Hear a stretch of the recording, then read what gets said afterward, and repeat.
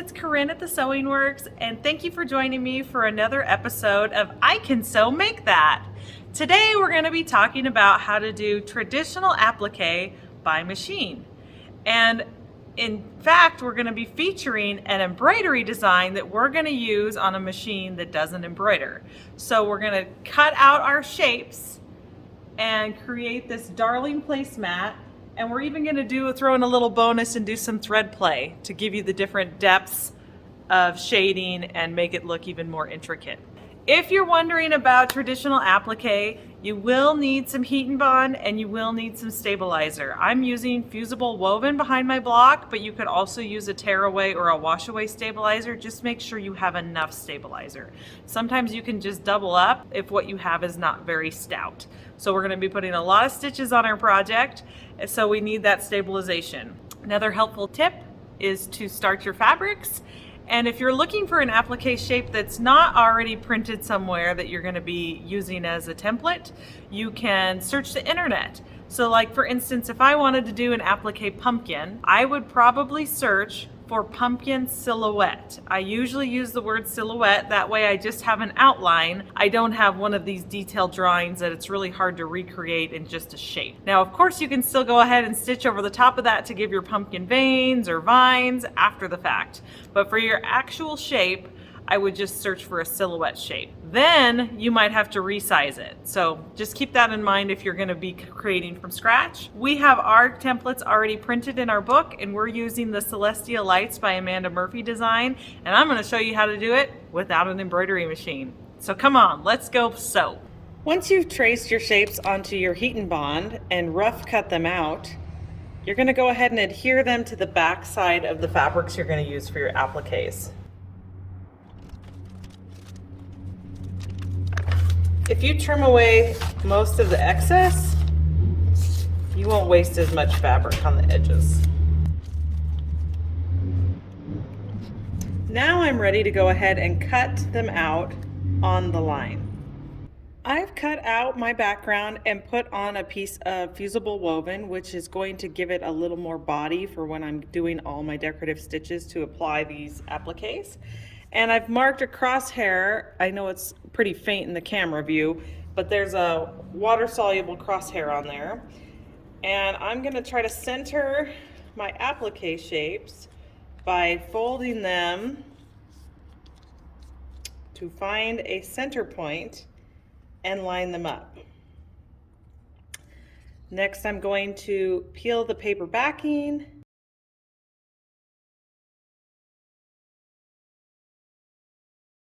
If you're wondering how big of a background you need if you're not following a pattern like I am, the general rule of thumb is that an applique shape should be about 75 to 85% of your block.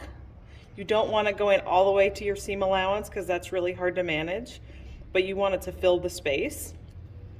So you may end up resizing depending on, I'd have to give that a little turn, how big of a block you want. You might resize your applique. In this case, I knew I wanted a 6-inch finished, which means it needs to be 6.5 after it's trimmed. So I cut it to a 7-inch block so that I would have some room to trim down when I'm done.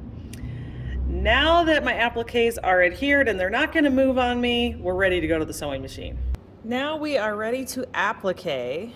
Although it's already adhered, we get to do some decorative stitching to reinforce these edges from peeling up over time.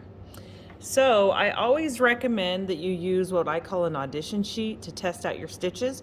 As you can see, I was really struggling with my tension with the white bobbin. So when I found the stitch I liked, I switched to a black bobbin, and it certainly helped a lot. So one of the things that you can capitalize on when you're doing applique the traditional method is you don't have to try to do a satin stitch. In fact, a satin stitch can be very difficult to do on the edge of this block. So take advantage of the wonderful decorative stitches your machine might have. And in this case, I have kind of a ladder looking stitch, and I've made it fairly small. I always encourage you to do a small stitch on the edge of an applique, especially if there's a lot of corners, which will help you hit those corners and turn. My favorite 2 feet to use for applique stitching is either a clear foot with a center guide, which I'm going to use for this stitch because it moves both left and right, or the open toe foot if you're going to use like a blanket stitch. I'll show you this when we do something later in the project, but this is probably the most universal. So I like to start on an inside point, and I'm just going to let that red line guide me until I get to the very tip.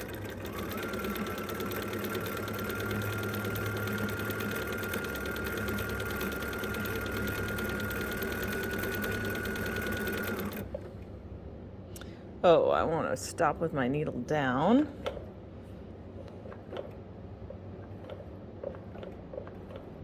And I'm just walking it through its stitches until it comes back to middle. So it's important to watch your stitch and kind of gauge where a good pivot point might be. I can also kind of cheat on the corners and do a quick needle up, needle down to get me realigned before I go down the next run.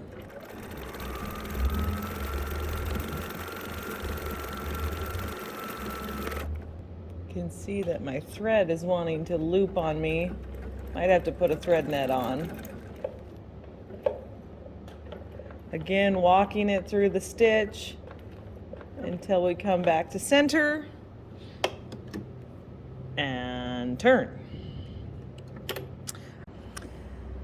I got a little bit ahead of myself on this applique stitch. If I want to replicate this embroidery design, I should have done this fill stitching first.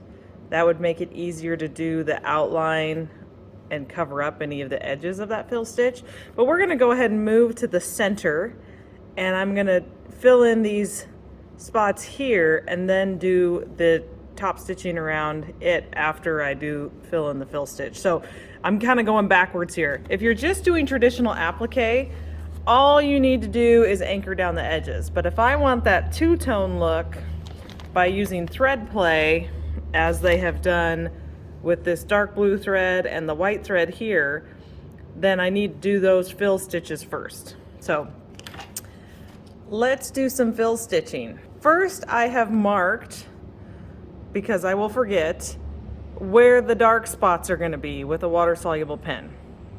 Next, I'm going to go ahead and straight stitch the outer boundaries of that fill stitch, and then I'm going to do some free motion fill, which is really easy, I think very rewarding. It takes a little bit of time, but I'll show you how that works. So first we'll get to our straight stitch, and here we go.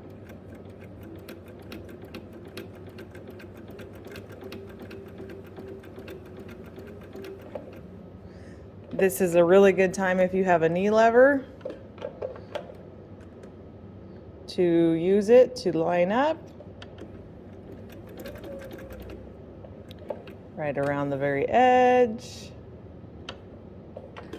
And on those corners again, if you need to fudge your way into the corner, just do a quick needle up and pivot.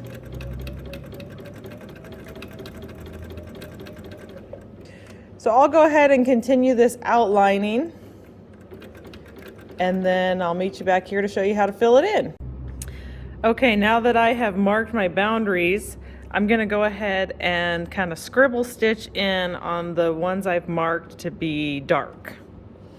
So I've got my free motion quilting foot on, and I've dropped my feed dogs. Sorry guys for bumping you.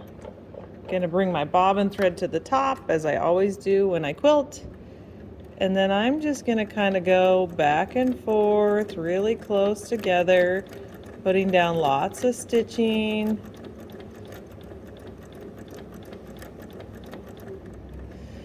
And you really kind of want to think about this, especially as you get further out.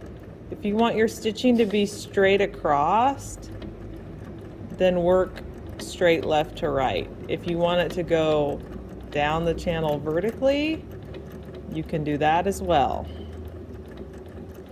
This is not going to be as pretty or as satiny as it does with the embroidery machine, but it will give you the same appearance, especially from a distance. You can go over this kind of loose and leave more of a lacy look to it, or you could really fill it in. It's kind of your choice. Just be consistent with your fill. And again, this will help if you have a matching bobbin. Then you won't have to fight with your tension quite so much. And it's okay if you leave it a little lacy. Some of your fabric's going to kind of peek through. I think I'm going to go a little heavier than that. This time I might actually go the other direction.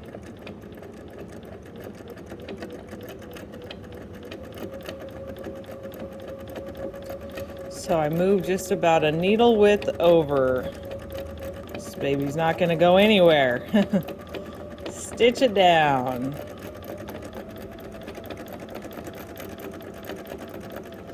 And come back down. All right, I'm going to repeat that 1, 2, 3, 4, 5 more times.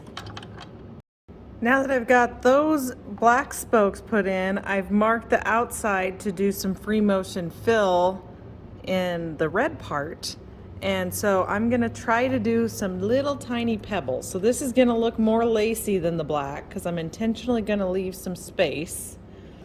Doing some of these small designs can really kind of make your eyes go crazy too. So give yourself breaks. Be gracious with yourself. Be forgiving. No one's going to be looking at it as close as you are right now. Whew, okay, I think I made it. Now I just need to kind of emphasize that straight line on the edge. And sometimes it's better to wait to the end to do this straight line so you can be sure and catch all of your edges of your design and make a nice crisp stop. And you see how I went over that several times to make it more defined. And I'm going to go over this side angle probably 3 times also. There.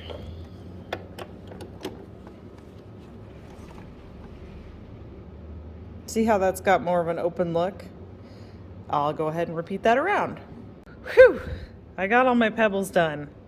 Remember to enjoy the process and try to keep consistency. If you need to take a break, definitely give yourself that opportunity so that you don't get frustrated, because that is a lot of little stitches to put in there. But doesn't it look so nice? Okay, for my last stitch on my block, I have decided to go ahead and do the applique satin stitch. I have a fairly narrow stitch width. I'm at 2 and I'm at the satin stitch setting, which is about 0.4. With this, you really gotta watch it to see if you need to put the brakes on a little bit to fill that stitch in. I need to go like 2 more stitches out to the tip here. Or if you need to help it if it's bunching up. This one I'm probably going to have to adjust every time I get to the tip. As I said, the satin stitch is not all that forgiving.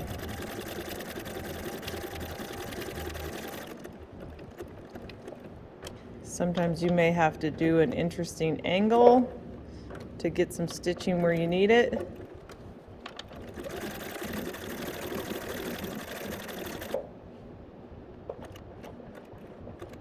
Making those nice sharp points can be tough. All right, I'll continue that around and show you when I'm done.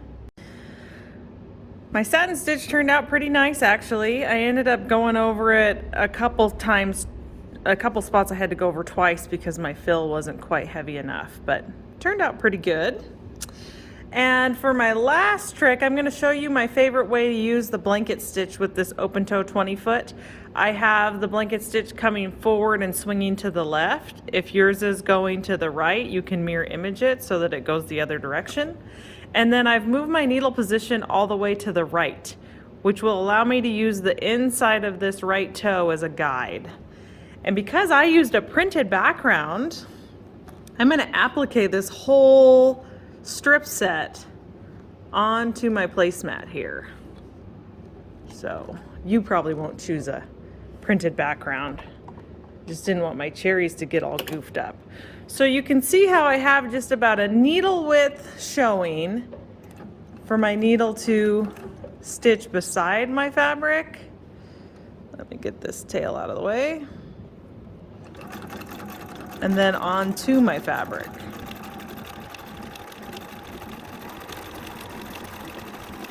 Again, I'm not going to make you watch the whole thing, but you can see how that's turning out nice and pretty. I'll show you what it looks like when we're finished. And there we have it, my finished placemat, all done by traditional applique by machine. I hope you enjoyed this video and can't wait to see what you create. Thank you. Bye-bye.